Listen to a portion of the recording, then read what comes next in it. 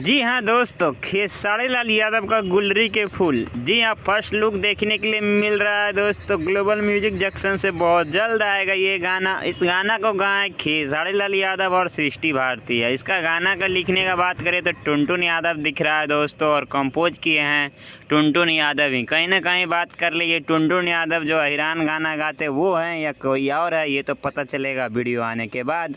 तो कहीं ना कहीं इन दोनों का जोड़ी बेहतरीन लग रहा है। नीलम गिरी और खेसारी लाल यादव का बेहतरीन लुक देखने के लिए मिल रहा है दोस्तों। और कहीं ना कहीं जो भी इस बैनर का फर्स्ट लुक देखे हैं वो देख लीजिए किस तरह का है। और इस गाना को बहुत जल्द छोड़ा जाएगा ग्लोबल म्यूजिक जंक्शन पे। कहीं ना कहीं इंतज़ार की घड़ी हुई समाप्त।